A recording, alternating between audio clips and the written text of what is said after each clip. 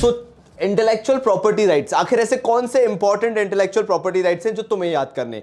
तो पहले समझ लें कि मीनिंग क्या कहता है। तो भाई सिंपल मीनिंग है, ये कानूनन तुम्हें अधिकार मिलता है। कोई पूछे राइट्स का मतलब, भाई अधिकार है। सो कानूनी तौर पे तुम्हें अधिकार है to creation of the mind, जो भी तुम अपने दिमाग से बनाते हो, तुम्हारा ओरिजिनल आइडिया है। Owners are given variety of exclusive rights to intangible assets. So जो इंटेंजिबल एसेट्स है, जो तुमने सोच से डेवलप किया, जो तुमने अपनी क्रिएटिविटी से डेवलप किया, उसके लिए जो तुम्हें अधिकार दिए जाते हैं वो इंटेलेक्चुअल प्रॉपर्टी राइट्स हैं। तुमने कोई कविता लिख दी, तुम्हें उसका अधिकार मिलेगा। तुमने कोई क्रिएटिव आइडिया निकाला है, तुम उसका अधिकार रजिस्टर करा सकते हो। जैसे पहला आता है पेटेंट।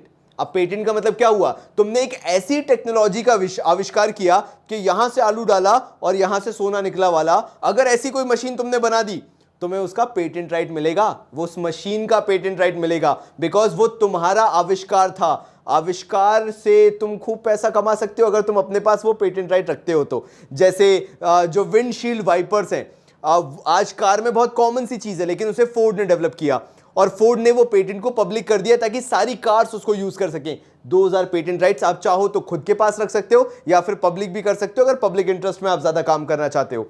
फिर आता है इंडस्ट्रियल डिजाइन।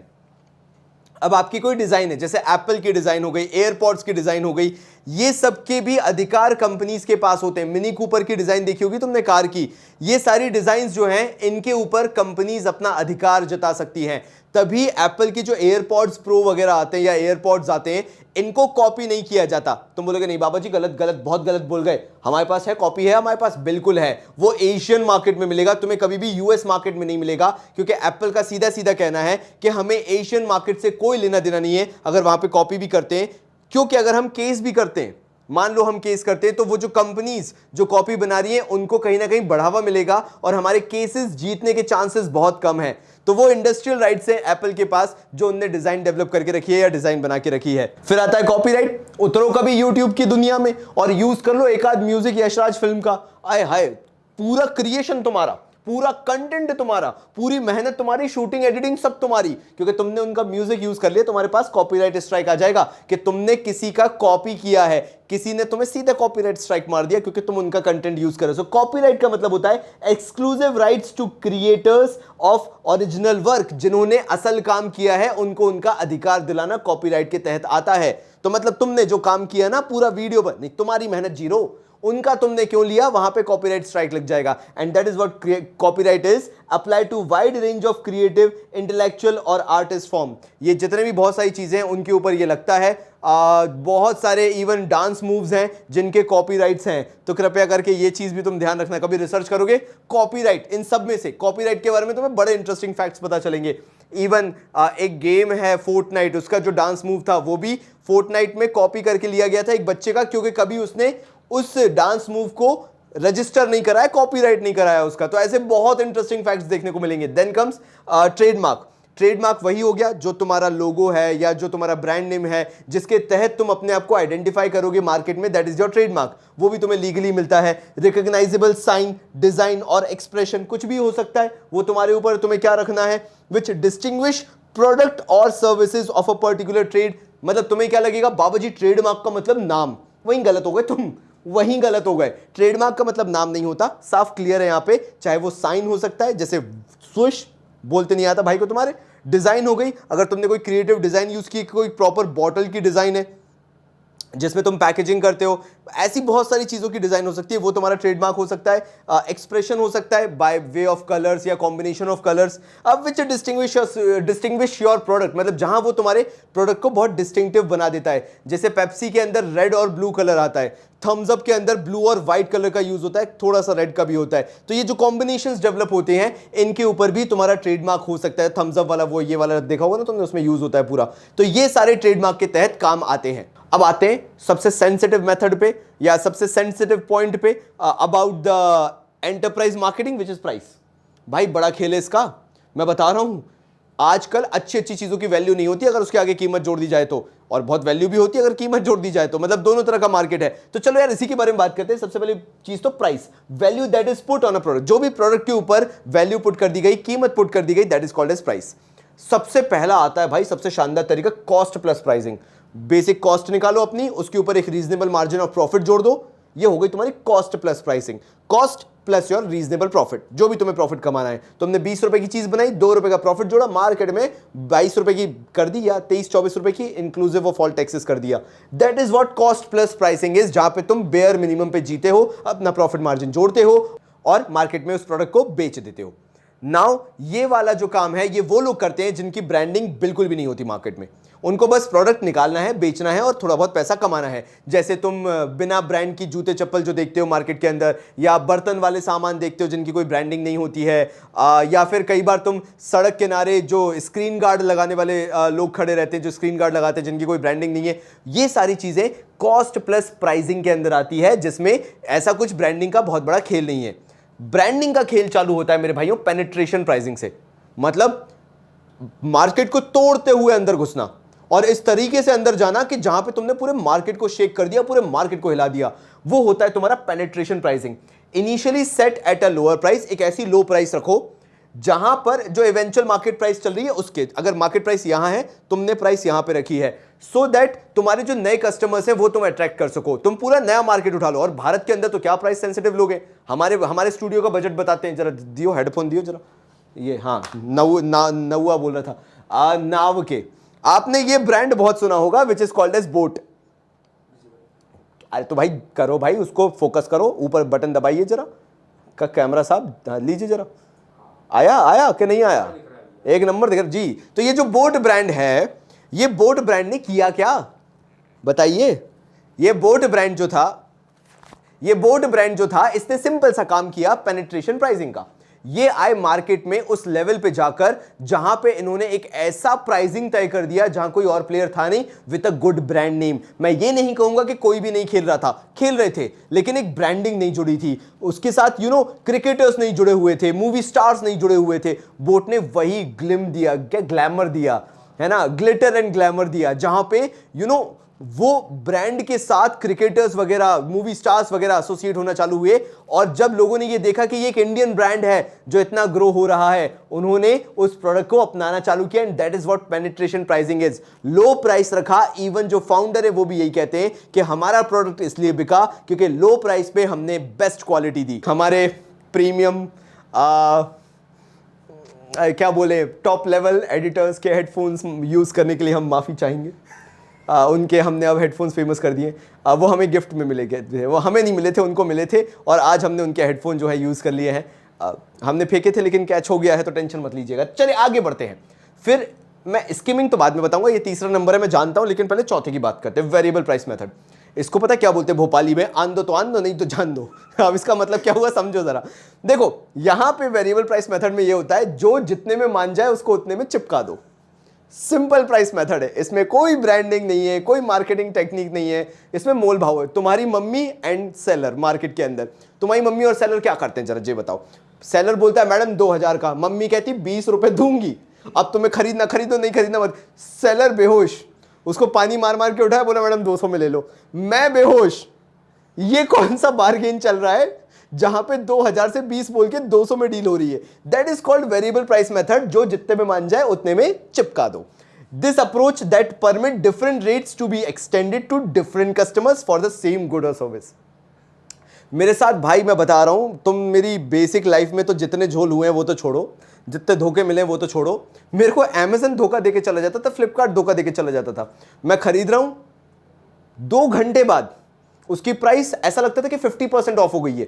50 नहीं भी हुई होगी ना, तो कम से कम 30-40% ऑफ वही होगा तुम लोग के साथ भी। भाई लिटरली बता रहा, अंदर से आत्मा कांपती थी। फिर अमेज़न, जब मैं नुकसान करा के बैठ गया, अच्छा 1,500-2 हज़ार का अमेज़न पॉलिसी लाता है, प्राइस गारंटी प्रोग्राम, वो तब लाया जब मैं अपने 1,500-2 हज़ार नुकसान में डुबा के बैठा हुआ हूं। तो ये होती है वेरिएबल प्राइस मेथड, जहां पे प्राइसेस फ्लक्चुएट होते रहते हैं सेम गुड्स एंड सर्विसेज के लिए। जनरली ये तुम्हें ऑनलाइन मार्केट में देखने को मिलेगा। फिर आता है स्किमिंग द क्रीम और स्किमिंग और क्रीमिंग प्राइस पॉलिसी। जे हैं वो लोग जो वॉशिंग मशीन यूज करते हैं, तुम समझे, प्रीमियम लोग। अरे वो बालों में, अरे क्या वैक्स लगाते, क्या लगाते हैं, स्प्रे लगाते हैं, हाँ ड्राई शैम्पू। भाई मेरे को पता चला ड्राई शैम्पू होता है, आप नहा रहे, हाँ तुम्हें भी अभी पता चला। चलो मैं तुम्हें कुछ नया सिखाता हूँ। मैं ट्रिप पे गया हुआ था, मैंने देखा there is something called dry shampoo. मतलब मैं दो ही चीज जानता, नहाना या नहीं नहाना।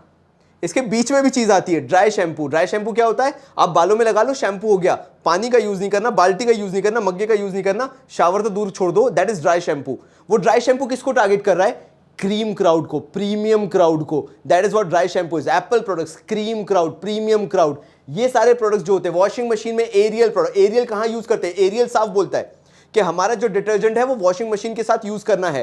तुम्हारे पास वॉशिंग मशीन नहीं, गरीब हो तुम, नहीं लेना, खरीद नहीं मत तुम हमारा प्रोडक्ट, क्योंकि वॉशिंग मशीन के लिए आता है। तो बाकी कंपनीज को भी एक डिटर्जेंट नॉर्मली निकालना पड़ा, हाथ से जो रगड़ते हैं कपड़ों को, और दूसरा वॉशिंग मशीन के लिए अलग से निकालना पड़ा। एरियल ने पहले लिक्विड निकाल दिया था, एरियल का वॉशिंग मशीन वाला लिक्विड बाद में निकल गया था। मतलब उनका टारगेट ही है क्रीमी सेगमेंट। क्यों, क्योंकि वो जानते हैं कि जो वो टेक्नोलॉजी लगा रहे हैं, जो वो रिसोर्सेज लगा रहे हैं, वो बहुत प्रीमियम है, और उनको वो कॉस्ट कवर अप करनी है। उस कॉस्ट को कवर अप करने के लिए, जो कि काफी हैवी कॉस्ट है, वो काफी हैवी चार्ज करते हैं। तो स्किमिंग द क्रीम मतलब होता है प्रीमियम क्राउड को प्रीमियम प्रोडक्ट बेचना at a very premium price, top notch price. 1.5 lakh का फोन, शक्ल तुम्हारी 2.5 रुपए की, लेकिन 1.5 लाख का फोन। सो हमारे एरिया में ना, देखो मैं हूं बिल्कुल वहां से उठा हुआ जहां पे दिन में 4 बार बिजली जाया करती थी, और मेरे को सारी आदतें हैं, तुम समझ रहे हो। मैं बिल्कुल बहुत तरीके से रहा हूं, मतलब जहां पे अपन को जमीन पे गद्दा बिछा के सोना हो। तो क्या हुआ, मेरे घर के बाहर सब्जी वाला आया। अब वो सब्जी वाले से मैं सब्जी वब्जी ले रहा, ये केले वेले भी ले रहा था मैं। तीर्थ प्लीज भाई पकड़ना जरा। तो मैं केला वेला ले रहा, एक दीदी वहां से निकल रही थी जिनको मैं जानता था, मतलब मैंने उनसे बात की। मैंने उनसे पूछा दीदी कहाँ जा रही, वो बोलती कि actually I am going for shopping. मैंने कहा मैडम अच्छा शॉपिंग के लिए जा रही है मैम, क्या क्या खरीदेंगी आप। तो उन्होंने कहा actually I have to buy groceries and stuff. भाई सही बताऊं, मेरे को ग्रोसरी नहीं पता था उस समय। मैं महर्षि विद्या मंदिर का पढ़ा हुआ, ठेठ संस्कृत और हिंदी वाला। मैंने ग्रोसरी का गूगल किया था कि ग्रोसरीज होती क्या है, तो मेरे को पता, अच्छा किराना, जनरल स्टोर और किराना स्टोर सुना होता, ग्रोसरी क्या होता भाई, तब मेरे को पता चला। फिर मैंने उनसे पूछा और बाकी, तो बोलते वेजिटेबल्स भी लेने जा रही हूं। मैं कहा ठेला बगल में खड़ा, तुम वेजिटेबल लेने कहाँ जा रही हो, बोलती वो रिलायंस फ्रेश करके कुछ चलता है, तो वहां से दीदी वो लेने जा रही थी, वेजिटेबल्स वगैरह। तब मुझे समझ में आया भाई कि ये प्लेस मिक्स कितना बड़ा फैक्टर है, किस तरह से ये सेल्स को इन्फ्लुएंस कर सकता है। कि एक अगर प्रीमियम सिटी में, अगर आप एक प्रीमियम प्लेस पर एक एसी रूम के अंदर सब्जियां भी बेचते हो तो वो भी बिकेंगी, and that is the power of place mix. वहां पर वो चीज बहुत बड़ा फैक्टर इन कर जाती है, बहुत बड़ी चीज हो जाती है। भाई हमारे यहां पे जहां हम रहते हैं, वहां पे जब पहला मॉल आया था, लोग खरीदारी को नहीं जाते थे मॉल में, ठंडी हवा खाने को जाते थे। गर्मियां चल रही थी, कहां पे पसीना बुझाएं, जाके मॉल में घुस जाते थे।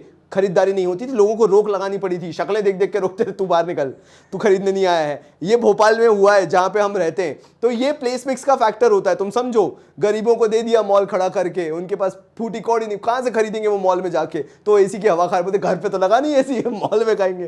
तुम सोच रहे हो, मतलब ये फैक्टर हो गया था। तो प्लेस मिक्स को समझो कि प्लेस से बहुत कुछ हो जाता है, कि सही जगह पे सही प्रोडक्ट होने से उसकी सेल्स किस लेवल पे, एक्सपोनेंशियल लेवल पे बढ़ सकती है, तुम सोच भी नहीं सकते। तो प्लेस मिक्स क्या कहता है, अब मुझे प्लेस से रिलेटेड डिसीजंस लेने। So place mix meaning place से रिलेटेड जो डिसीजंस लेते हो। मिक्स इक्वल्स टू डिसीजन, यानी a channel of distribution is a path और route along which goods move. तो प्लेस मिक्स के अंदर आप ये देखोगे कि आप कौन सा पाथ लोगे अपने प्रोडक्ट को मेन मार्केट तक पहुंचाने के लिए। एक तुमने बेसिक देखा होगा जहां पे प्रोड्यूसर सीधे कस्टमर को बेचता है, जैसे नाइकी के शोरूम्स हो गए, एडिडास के शोरूम्स हो गए, पूमा के शोरूम्स हो गए। यहां पे जो प्रोड्यूसर है वो डायरेक्टली कस्टमर से कांटेक्ट कर रहा है और कस्टमर को बेच रहा है। सेकंड आता है प्रोड्यूसर, रिटेलर, कंज्यूमर या कस्टमर। यहां पे प्रोड्यूसर रिटेलर को देता है जो ग्रोसरी स्टोर्स होती है वो, और वहां से कस्टमर के पास जाता है। एक मिडिलमैन यहां पे आ गया जहां से फाइनली कस्टमर तक प्रोडक्ट पहुंचेगा। देन आता है प्रोड्यूसर, होलसेलर, रिटेलर, कंज्यूमर यानी कस्टमर। तो प्रोड्यूसर होलसेलर को देगा जो बल्क में प्रोडक्ट उठाता है। प्रोड्यूसर को फिर चिंता नहीं करनी है। रिटेलर के साथ क्या प्रॉब्लम है, यहां पे तुम मुझसे पूछोगे तो रिटेलर को छोटे छोटे लॉट में देना पड़ता है, हर रिटेलर को छोटे छोटे लॉट में दो। यहां पे क्या फायदा हो गया, प्रोड्यूसर ने होलसेलर को बल्क क्वांटिटी दे दी। अब उस होलसेलर का है कि वो रिटेलर्स को छोटी छोटी क्वांटिटी में दे और फिर वहां से कस्टमर के पास चले जाए। और जिन प्रोड्यूसर्स को ना टेंशन ही नहीं चाहिए कि होलसेलर से भी हम क्यों कांटेक्ट करें, वो रख देते हैं एजेंट अपने पास, बढ़िया सैलरीड बेसिस पे रख देंगे या अलग से बाहर से आउटसोर्स करा लेंगे। वो एजेंट जाके होलसेलर को कांटेक्ट करेगा, होलसेलर्स को लेकर आएगा, उनसे इकट्ठा खरीदवाएगा, then retailers, then customers. Producers को क्या फायदा है, इनका जैसे ही प्रोड्यूस होता है प्रोडक्ट इकट्ठा पूरा बिक जाता है। अब फाइनली ना प्रमोशन की बात आती है। अगर तुम मुझसे पूछो इस पूरे चैप्टर के अंदर ये सेकंड मोस्ट इंपॉर्टेंट टॉपिक है after that branding topic. Because पता है क्यों, इससे रिलेटेड बहुत क्लेवर क्वेश्चंस पूछे जा सकते हैं, क्योंकि अल्टीमेटली तुम प्रमोशन में कंफ्यूज होगे। कैसे, जरा ध्यान से सुनो। All the activities undertaken to make the product और service known to the users. Now simple सी बात है, यहां पे पूरा फैक्टर है प्रमोशन का कि तुम्हें चीजों को लोगों को समझाना है कि तुम क्या प्रोडक्ट मार्केट में बेच रहे हो, तुम्हें लोगों को नोन कराना है, लोगों को अवेयर कराना है। एंड ये चीज आजकल मुझे बहुत इंटरेस्टिंग लगती है, जब भी मैं फेसबुक एड्स देखता हूं, यूट्यूब एड्स देखता हूं, इंस्टाग्राम एड्स देखता हूं, उसमें मुझे पता चलता है नए नए ब्रांड्स के बारे में, नए नए एंटरप्रेन्योर्स के बारे में जो कि अपना नया प्रोडक्ट लेके आ रहे हैं। इवन तुमने भी शार्क टैंक भी देखा होगा। So this is all about promotion, जहां पे you are targeting an audience जिसको तुम्हें अवेयर कराना है about your product. Now includes consumer schemes, direct marketing, contest and prizes। अब ये प्रमोशन के बहुत सारे तरीके होते हैं, इसमें तुम बहुत सारी टेक्निक्स यूज कर सकते हो अगर तुम्हें अपने प्रोडक्ट को मार्केट में प्रमोट करना है। सेल्स स्ट्रैटेजी की बात करूं, a sales strategy consist of a plan that positions a company's brand और product to gain a competitive advantage. एक सेल्स स्ट्रैटेजी रणनीति वो होती है जहां पे आपको एक कॉम्पिटिटिव एडवांटेज मिले, दूसरे का प्रोडक्ट ना बिक कर आपका प्रोडक्ट मार्केट में ज्यादा बिक रहा है। नाउ ये जो सेल्स स्ट्रैटेजी होती है, ये जितना फेवर में काम कर सकती है उतना अगेंस्ट में भी काम करती है। तुमने देखा होगा कहीं कहीं डायरेक्ट सेल्स होती है, तुमने पुराने मार्केट्स देखे होंगे जहां लोग तुम्हारे पीछे भागने लगते हैं, ले लो खरीद लो खरीद लो। वहां पे तुम जनरली क्या करते हो, रिटेलिएट करते हो, नहीं मेरे को नहीं खरीदना है। तो एक वो सेल्स स्ट्रैटेजी होती है जो कि डायरेक्ट सेल्स होती है। बेसिकली इसको एक नेगेटिव सेलिंग बोला जाता है। Now there is a reason, क्योंकि ये ज्यादा इफेक्टिव नहीं है। पॉसिबिलिटी ये होती है कि आज के मार्केट में लोग भागेंगे। आज का मार्केट वो है जहां तुम्हें लोगों को इंड्यूस करना पड़ता है, लोगों को इनडायरेक्टली कहीं ना कहीं अवेयर करना पड़ता है। वहीं पे आता है indirect sales. More subtle approach, no mention of competitors brand. इसमें क्या होता है डायरेक्ट सेल्स में, सर वो गंदा मेरा अच्छा, वो खराब है मेरा अच्छा है, ये डायरेक्ट सेल्स है। Sales people attack the competitors, यहां अटैक कर रहे हैं सीधे सीधे, सर ये ब्रांड में इतनी खासियत थोड़ा ना, मेरा वाला ब्रांड लो, मेरा वाला बहुत अच्छा है। दूसरे में इनडायरेक्ट सेल्स में क्या होता है, ये एक सटल अप्रोच है जहां आप अपने ब्रांड के फीचर्स बताते हो, अपने प्रोडक्ट के फीचर्स बताते हो, आपका प्रोडक्ट कैसे सुपीरियर है वो बताते हो, ना कि आप कॉम्पिटिटर्स को टारगेट करते हो। And finally different tools of promotion. आखिर ऐसे कौन कौन से प्रमोशन के टूल्स हैं जो कि तुम यूज करते हो अपने प्रोडक्ट को प्रमोट करने के लिए। पहला आता है advertising, paid form of communication है या पेड फॉर्म ऑफ प्रमोशन है, जहां पे आप जो पोटेंशियल कंज्यूमर्स हैं उनको आप सिलेक्ट करके अपनी प्रोडक्ट और सर्विसेज दिखाते हो, ऑफर करते हो। नाउ एडवर्टाइजिंग के अंदर you are just making consumers aware that your brand is also there अगर आप उनका प्रोडक्ट खरीदना चाहते हैं, एंड वो कहलाता है एडवर्टाइजिंग। आप चाहे फिर कोई भी चैनल यूज करो, कोई भी मीडियम यूज करो, उससे फर्क नहीं पड़ता, बिकॉज वो जमाना गया जब रेडियो और सिर्फ टेलीविजन हुआ करते थे। आज के टाइम पे बहुत सारे चैनल्स हैं, आप कहीं पे भी अपना प्रोडक्ट एडवर्टाइज कर सकते हो। ऑब्जेक्टिव क्या है, पहला make business and product name familiar. सबसे बेसिक चीज, गुडविल बनाओ मार्केट में, लोगों को अवेयर करो कि तुम्हारा प्रोडक्ट आखिर कितना केपेबल है या तुम्हारा प्रोडक्ट यूनिक कैसे है। Second, create goodwill and build a favourable image. Again वही चीज कि तुम्हें एक फेवरेबल इमेज बिल्ड करनी है, मतलब वो इमेज बिल्ड करनी है कि बिस्लरी के पानी में अगर घर का पानी भी डाल के पीते हो तो बिस्लरी जैसा लगता है। ये गुडविल फील कराना तुम्हें जरूरी है। वो बॉटल जब तुम्हारे हाथ में आए और बिस्लरी उस पर लिखा हो तो वो ब्रांडिंग वाला फील आए। That is what advertising is, कि तुम अपने फेवर में लोगों को लेके आ जाओ। And then comes educate and inform the public. Educate करो पब्लिक को, इन्फॉर्म करो, मे भी कुछ ऐसा करो, यूनिक करो जो कि कोई और नहीं कर रहा है, in the form of education और इन्फॉर्मेशन प्रोवाइडिंग। कुछ भी ऐसा यूनिक करो, कुछ भी नया करो जिससे पब्लिक तुम्हारे ब्रांड को लेके साथ साथ में उस पूरे प्रोडक्ट को लेके भी अवेयर हो। नाउ कॉमनली यूज्ड मीडियम्स कौन से होते हैं, टेलीविजन है, मेलिंग सिस्टम है, तुम्हारे पास बहुत सारे मेल्स आते रहते होंगे, जहां पे भी तुमने न्यूज लेटर सब्सक्राइब करके रखा होगा, आउटडोर प्रमोशंस होते रहते हैं, प्रेस एडवर्टाइजिंग होती है, YouTube, Insta stories, bill boards वगैरह तुम देखते होगे। ये सारे तरीके होते हैं एडवर्टाइजिंग के। दो और ऑब्जेक्टिव्स होते हैं, वो भी डिस्कस कर लेते हैं। फोर्थ मतलब सेकंड लास्ट पॉइंट कहता है ऑफर स्पेसिफिक प्रोडक्ट और सर्विस। एडवर्टाइजिंग का मतलब होता है आप एक targeted service, target product offer कर रहे हो मार्केट में जो कि तुम्हारे कस्टमर्स खरीद सके। नेक्स्ट आता है attract customers to find out मोर।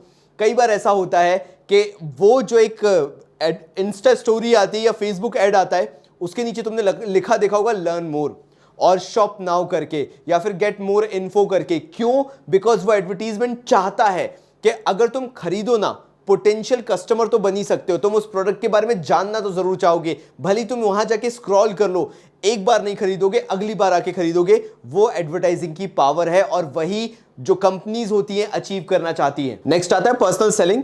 पुराने जमाने में बहुत चला करता था, मैं इस पे ज्यादा फोकस नहीं करूंगा बिकॉज तुम्हारे बोर्ड एग्जाम्स के हिसाब से इतना नेसेसरी नहीं है, इतना इंपॉर्टेंट नहीं है। सो पर्सनल सेलिंग का मतलब होता है, सीधी बात है, आपके घर पे बंदा आएगा, आपको प्रोडक्ट के बारे में एक्सप्लेन करेगा। मेरे घर पे बहुत वो डिटर्जेंट जो फर्श साफ करने वाले लिक्विड होते हैं बेच के गए, बढ़िया गीला करके चले जाते थे, मेरे को लगता था आया है क्या क्लीन हुआ है, 2 दिन बाद देखो वो कोई अंतर नहीं पता चलता था। और हम भर भर के वो ले लेते थे बोतलें, सफ़ेद बोतलें होती थी, उनमें लाल कलर का लिक्विड हुआ करता। तुम्हारे घर पे भी बेच के गए होंगे। सो पर्सनल सेलिंग में क्या होता है, पर्सनली प्रोडक्ट को सेल किया जाता है। एक ओरल प्रेजेंटेशन होता है जहाँ पे वो बताते हैं, अपनी तारीफें करते हैं प्रोडक्ट की, कि प्रोडक्ट कैसा है और क्या बेनिफिट है, क्या एडवांटेजेस हैं और ये मार्केट में अभी अवेलेबल क्यों नहीं है। ऐसे घर घर भेजते और प्रमोशंस करवाते हैं। नाउ आखिर एक सेल्स पर्सन अगर ये काम कर रहा है तो उसके कौन से 3 डिफरेंट रोल्स होते हैं। पहला होता है बी परसुएसिव। बी परसुएसिव का मतलब हुआ कि उसके अंदर ये क्वालिटी होनी चाहिए कि वो सामने बैठे हुए कस्टमर को एटलीस्ट परसुएड कर सके, समझा सके, एक्सप्लेन कर सके, उसको एटलीस्ट खरीदने पे मजबूर तो नहीं बोलूंगा लेकिन कहीं ना कहीं इंटरेस्टेड कर सके। Then comes a service provider. वो ये बोले कि सर कोई भी तकलीफ हो, ये मेरा नंबर रहा, आप मुझे कॉन्टैक्ट कर लेना। मैंने ये आज के टाइम पे इंटरनेट के सर्विस प्रोवाइडर्स जो हैं उनको करते हुए देखा है। वो जब भी घर पे आएंगे ब्रॉडबैंड ठीक करने के लिए, सर्विस देने के लिए, वो अपना नंबर जरूर देके जाते हैं। वो ये बोल के जाते हैं सर कोई भी दिक्कत हो एक बार फोन कर देना, हम आके दोबारा चेक कर लेंगे। Then be informative, because personal selling आजकल वहीं रह गई है। सो लास्ट होता है बी इंफॉर्मेटिव। इंफॉर्मेटिव का मतलब ये होता है कि अगर आप कोई प्रोडक्ट लेके बेचने जाते हो तो कस्टमर आपको टेस्ट करता है कि आपको खुद को प्रोडक्ट के बारे में कितना पता है। जैसे मैं डिजिटल मार्केटिंग में हूं, मैं इस पूरे सेगमेंट में हूं, तो मैं जानता हूं ये सब इंटरनेट ब्रॉडबैंड के बारे में और ये जो पूरा इलेक्ट्रॉनिक आइटम्स होते हैं इनके बारे में। तो अगर कोई मुझे समझाता भी है, सेल्स पर्सन, जैसे मैं किसी शोरूम में गया, वो मुझे लैपटॉप के बारे में समझा रहा है, तो मैं टेस्ट करता हूं कि क्या वो इन्फॉर्मेटिव है, क्या उसके पास वो इन्फॉर्मेशन है, क्या वो सही चीज एक्सप्लेन कर रहा है या नहीं कर रहा है। और अगर नहीं तो मैं समझ जाता हूं कि उसको प्रॉपर्ली ट्रेन नहीं किया गया है। Then comes sales promotion. Sales promotion एक शॉर्ट टर्म इंसेंटिव होता है या एक्टिविटी होती है दैट एनकरेज द परचेज और सेल ऑफ अ प्रोडक्ट और सर्विस। भाई बड़ा इंटरेस्टिंग फैक्टर होता है सेल्स प्रमोशन। इसमें क्या होगा, वीकेंड ऑफर है ना, या फिर मंडे ऑफर, वेडनेसडे ऑफर, ऐसे कुछ basic time to time promotions चलेंगे, या ब्लैक फ्राइडे सेल कह देते हैं हम उनसे, वो सारे सेल्स प्रमोशन होते हैं। इसमें फोकस ये किया जाता है कि शॉर्ट टर्म इंसेंटिव देकर लोगों से मैक्सिमम सेल्स करवाई जा सके। कंपनी सेल्स करवा सकती है, कंज्यूमर ज्यादा खरीद सकता है, कंज्यूमर को डिस्काउंट मिल जाता है। फिर आते हैं कंज्यूमर प्रमोशन पे आते हैं। कंज्यूमर प्रमोशन सिंपल सी बात है, एक बंदा जो बिजनेस कर रहा है वो कैसे कस्टमर को अट्रैक्ट करेगा। मैंने देखा है काफी सारे कूपन कोड बंटते रहते हैं बाहर, सर जाइए हमारी शॉप पे जाइए सर, बढ़िया डेकोरेट की रहती है शॉप्स। कई बार मैंने देखा है रिलायंस से डिजिटल, जिसका मैं तुम्हें वो दिखा रहा था, बैग दिखा रहा था, उसमें बोलते हैं सर अगर आप हमसे लेंगे हम आपको 1 साल की एडिशनल वारंटी देंगे। ये सारी चीजें किसके अंदर आती है, कंज्यूमर प्रमोशन के अंदर आती है। अब पहले ट्रेड प्रमोशन समझो, फिर ये 2 मैं बाद में समझाऊंगा। ट्रेड प्रमोशन कहता है कि जब आप कॉन्शियसली ये डिसीजन लेते हो कि जो मिडिलमैन्स हैं वो एक्स्ट्रा एक्टिविटी करेंगे आपके प्रोडक्ट को प्रमोट करने के लिए। अब होता क्या है, एशियन पेंट का एग्जांपल देता हूं। एशियन पेंट्स में ये जो मिडिलमैन हुआ करते थे, इन्होंने बहुत शानदार आइडिया दिया। जब ये टेक्सचर वाले प्रोडक्ट आए थे एशियन पेंट्स के, जहां पे बहुत टेक्सचर वगैरह यूज किया गया था, वहां पे बोला गया कि एक काम करते हैं, जितने भी ये जो वर्कर्स हैं मार्केट में जो काम करते हैं पुताई का, इनको लेके आते हैं, बढ़िया ट्रेनिंग देते हैं, इनको बढ़िया डेवलप करते हैं ताकि हमारा प्रोडक्ट ज्यादा बिकना चालू हो। That is what trade promotion is. यहां पे मिडिलमैन ने सेल्स को बढ़ाने के लिए उन वर्कर्स को ट्रेन करना चालू किया। जब वो वर्कर्स ट्रेन हो गए तो ऑटोमेटिकली जो एशियन पेंट्स का व्यापार था, ट्रेड था, वो बढ़ गया। और क्योंकि उनका वो जो टेक्सचर वाला पार्ट है वो एक प्रीमियम प्रोडक्ट है, तो उनकी सेल्स अच्छी खासी बढ़ी, प्रॉफिट्स अच्छे खासे बढ़े। And then come sales force promotion. अब सेल्स फोर्स प्रमोशन के अंदर क्या होता है, यहां पे जो एजेंट्स वगैरह LIC पॉलिसी वाले जो होते हैं, इन 2 के बीच में कंपटीशन चलता रहता है। मैं ज्यादा बेचूंगा, मैं ज्यादा बेचूंगा, इन सब के बीच में कहीं ना कहीं सेल्स प्रमोशन चलता रहता है। जो ज्यादा बेचेगा उसको ज्यादा पर्क्स और एडवांटेजेस मिलेंगे, इसलिए ज्यादा बिक्री होती है। And finally business promotion. ऐसा कोई भी बिजनेस काम करे, मैं बात कर रहा हूं बिजनेस की, मैं बात कर रहा हूं ब्रांड की, जब ब्रांड कोई ऐसा काम करे जिससे कस्टमर इंड्यूस होकर उनका प्रोडक्ट खरीदने लगे। जैसे मैंने सैमसंग को देखा ये काम करते हुए, जहां पे सैमसंग बोलता है कि हमारे ईयरबड्स आते हैं, हमारी गैलेक्सी वॉच आती है, लेकिन अगर आप सैमसंग का बढ़िया मोबाइल फोन खरीदते हैं तो 500 रुपए में गैलेक्सी बड्स ले जाओ, या जो वॉच है वो 4000 रुपए में ले जाओ, ऐसा समथिंग लाइक दैट कुछ रहता है। तो ये होता है बिजनेस प्रमोशन। एंड लास्टली आता है पब्लिक रिलेशन, जिसमें सिंपल याद रखना है, deliberate planned and sustained efforts to establish and maintain mutual understanding between an organization and its public. लोगों को समझना, उनका फीडबैक लेना, कस्टमर केयर एस्टैब्लिश करना, जहां कस्टमर आपके प्रोडक्ट के बारे में क्या सोचता है, क्या जानता है, कितना अवेयर है, इन सब के बारे में एक ट्रैक रिकॉर्ड रखना, सो दैट आप मार्केट को लेके अवेयर हो, आप कोई भी ऐसी गलती नहीं कर रहे हो जहां पे आपने कोई प्रोडक्ट लॉन्च किया, कोई ऑफर लॉन्च किया और कस्टमर उस चीज को एक्सेप्ट करने को तैयार ही नहीं है। पब्लिक रिलेशन एक बहुत बड़ा फैक्टर है जो एक बिजनेस को गुडविल अचीव करने में बहुत इंपॉर्टेंट रोल प्ले करता है। एंड यहीं पे मैं चैप्टर एंड करते हुए बस यही बोलूंगा, अगर तुमने ये जर्नी एंजॉय की है तो प्लीज ये कम्युनिकेट मुझ तक जरूर करना, दिल से भाई को बहुत अच्छा लगेगा। तो तब तक के लिए बहुत सारा प्यार और धन्यवाद।